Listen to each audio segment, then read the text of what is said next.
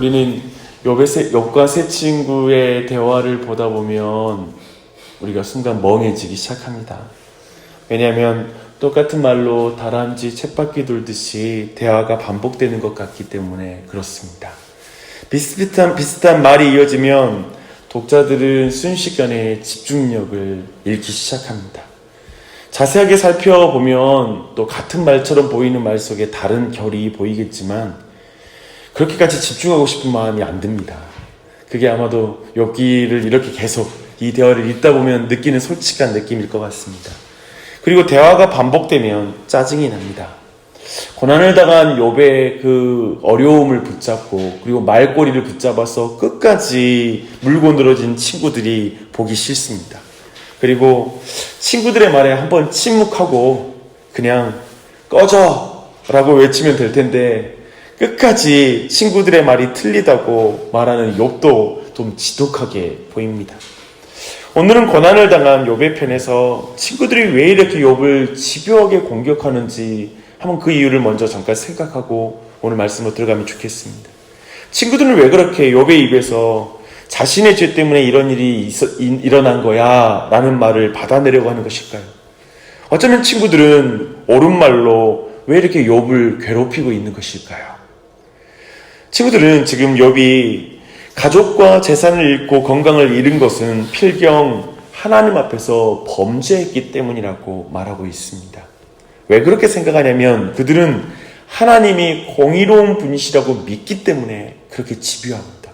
그걸 포기할 수 없는 거예요. 하나님은 공의로운 분이라는 믿음을 갖고 있거든요. 그리고 하나님은 온 세상을 공의로 통치하고 있다고 확신하기 때문에 그것에 대해서 그 모든 논리를 깨뜨리는 그런 그들의 믿음을 깨뜨리는 욥의 말을 끝까지 신앙으로 물고 늘어지는 것입니다. 세 친구의 행동은 그들이 공의로운 하나님의 공의로운 통치에 대한 믿음이 있기 때문이라는 것을 놓치면 안 됩니다. 그런 면에서 신앙이라는 것이 인간의 고통에 동참하지 못하게 하는 위험을 가져올 수 있습니다. 동료 누군가 울고 있을 때 함께 울지 못하게 하는 게 신앙이 될 수 있습니다. 쓰나미로 수만 명이 죽어나가도 하나님의 심판이라고 말하면서 그 사람들에게 무정한 모습으로 설 수 있는 것. 그것은 지금 세 친구가 자신의 절친한 친구인 욥의 고난 앞에 무정한 상태가 되어버린 것과 비슷한 맥락입니다. 우리는 신앙생활을 하는 많은 사람들이 시쳇말로 재수없는 사람이 되는 것을 주목해야 됩니다.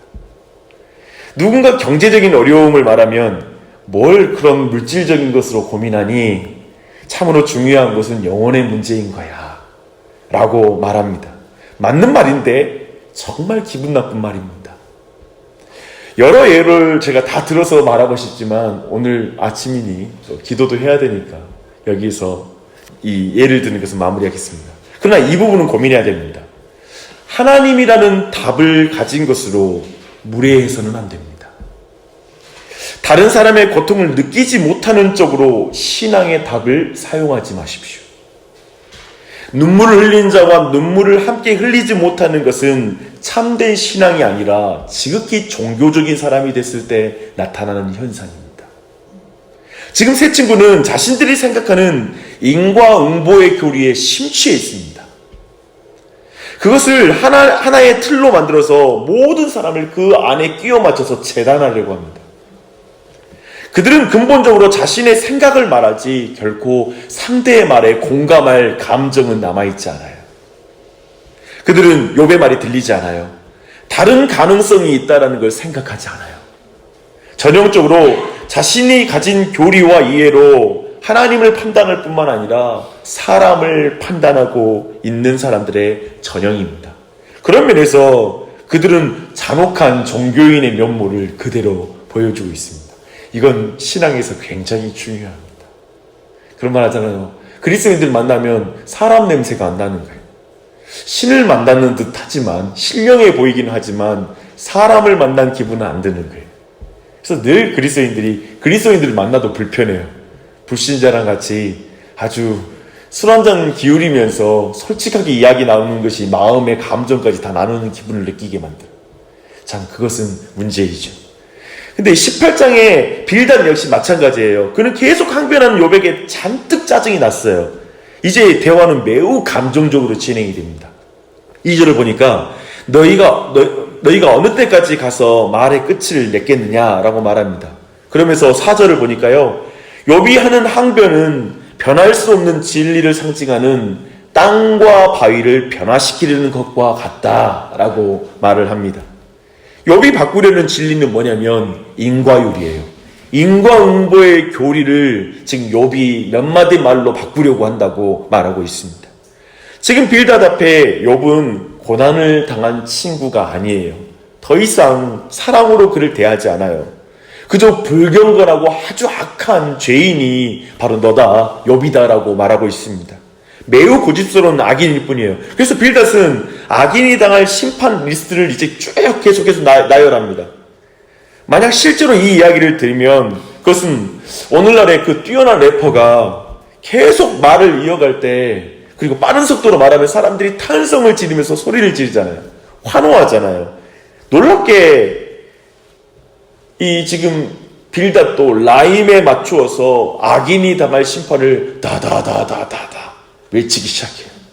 래퍼의 노래는 사람들에게 탄성을 만들지만 빌닷의 이 저주의 랩은 그것을 실제로 들었을 욥에게 어떤 마음을 갖게 했을까요? 가슴을 탁 막히게 했겠죠. 그 말을 계속 들을 때 그 마음이 터질 것 같은 마음, 정말 죽고 싶은 마음이 들 정도로 그 말에 상처를 입었을 것입니다. 욥의 그 감정이 19장에 나와요. 19장에서 욥의 감정이 터져버려요. 빌닷의 말에 욥의 인내가 바닥이 난 것 같습니다. 그래서 욥도 2절에서 동일한 말을 해요. 너희가 내 말을 괴롭히며 말로 나를 짓부수기를 어느 때까지 하겠느냐. 어느 때까지는 표현을 또 해요.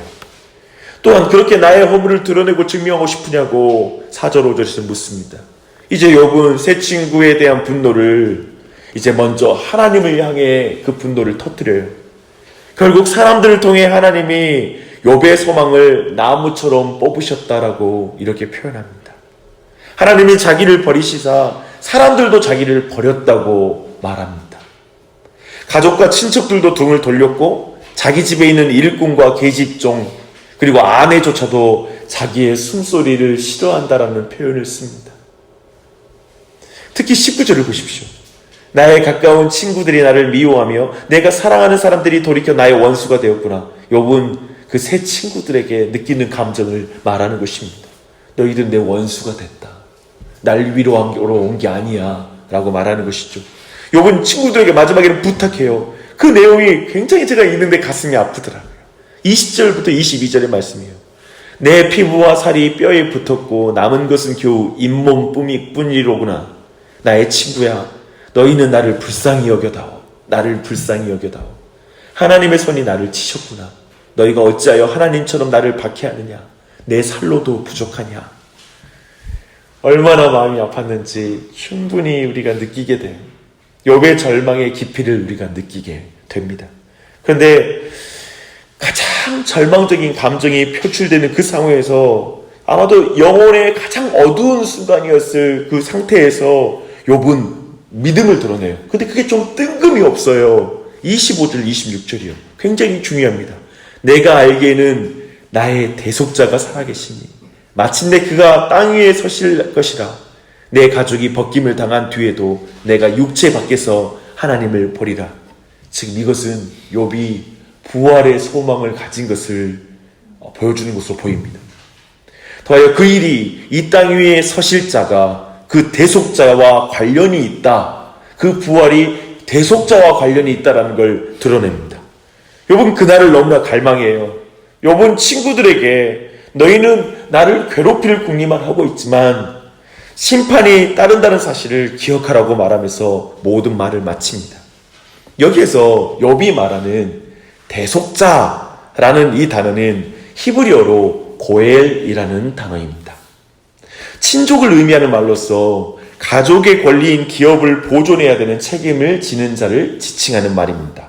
가령 잃어버린 기업이나 권리를 회복시켜주기 위해 가장 가까운 친족이 나설 때 그 친족을 고엘이라고 부릅니다. 우리가 룻기에서 이제 소망이 없는 나오미와 룻에게 보아스가 욥이가 이제 고엘이 되어서 대속자가 되어서 그의 기업을 회복시켜주는 장면을 잘 알고 있습니다. 바로 그 고엘입니다.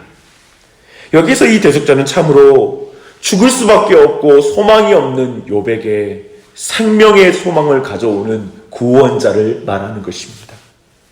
욥은 이 상황에서 더욱 갈망해요. 그 대속자가 자기에게 계시다는 거예요. 친구도 없고 가족도 다 떠났고 이 세상에 누구도 나를 이해할 자가 없고 자기는 홀로 남겨졌지만 그래도 나에게는 대속자가 있다. 그가 나를 회복시킬 것이다 라고 붙잡고 있는 것입니다. 우리는 욥이 그토록 갈망하는 대속자가 예수 그리스도이심을 알고 있습니다.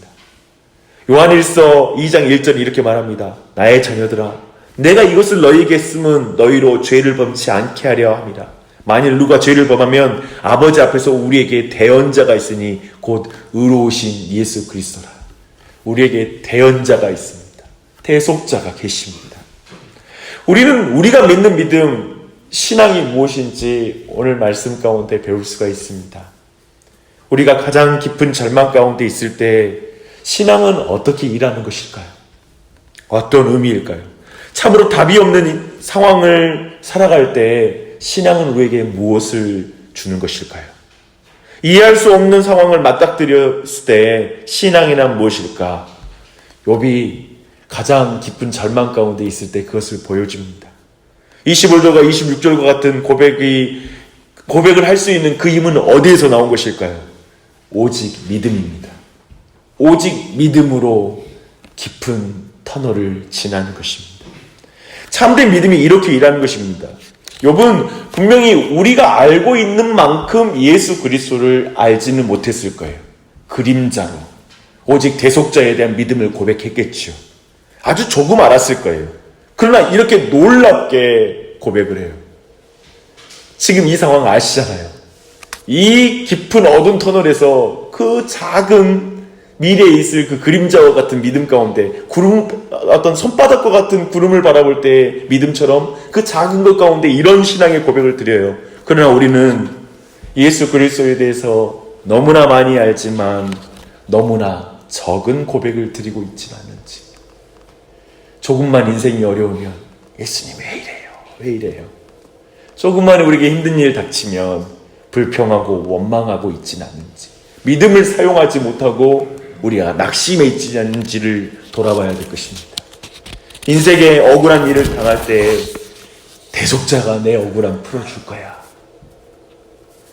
정말 아무도 내 상황 이해해주지 못할 때 주님만이 나의 대언자가 되셔.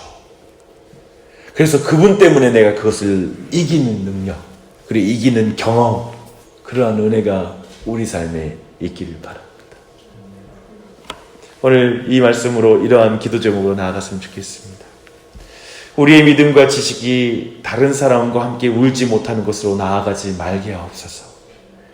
우리에게 있는 지식과 그리고 우리가 우리의 생각 속 가질 수 없는 그 신비한 크신 하나님을 믿음으로 말미암아 다른 사람의 삶에 함께 울고 웃으며 나아갈 수 있는 신앙 되게 해달라고 기도하시고요. 두 번째 기도 제목은 인생의 가장 깊은 어둠 속에서 욥과 같이 나의 대속자가 살아계심을 믿음으로 대속자의 변호를 바라며 지금을 인내하며 걸어갈 수 있도록 기도하는 이 아침이 되시기 바랍니다. 제가 기도하고 각자 개인의 기도를 이어가시겠습니다.